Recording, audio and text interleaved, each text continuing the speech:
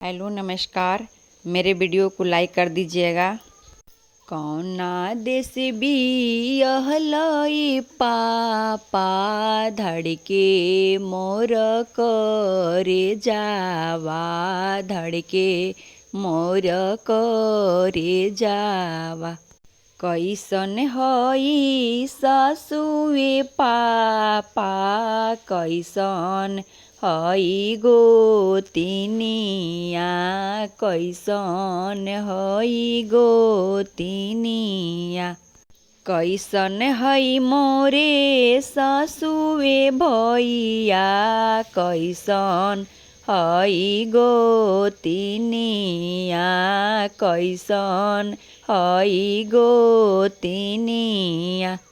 अरे कैसन होइए पापा दुल्हा जी के बहिनिया यारे दुल्हा जी के बहिनिया।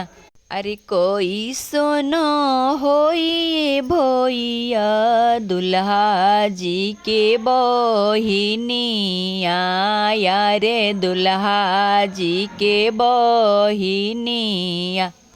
अच्छा हई सासुए बेटी अच्छा हई गोतिनिया अच्छा हई गोतिनिया। अरे अच्छा जे होइए बेटी दुल्हा के बहिनिया यारे दुल्हा के बहिनिया। अच्छा हई तोहर ससुए बहिनी अच्छा हई गोतिनिया अच्छा हई गोतिनिया। अरे अच्छा जे होइए बहिनी दुल्हा के बहिनिया यारे दुल्हा के बहिनिया।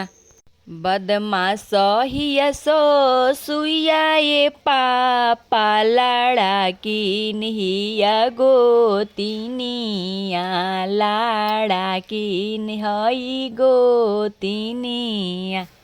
देश के खटकिनिया ये पापा दुल्हा जी के बहिनिया दुल्हा जी के बहिनिया। बदमाशिन हई ससुइया ये भैया लाड़ाकिन हई गोतिनिया लाड़ाकिन हई गोतिनिया। अरे देश की खटकिनिया ये भैया दुल्हा के बहिनिया दुल्हा के बहिनिया।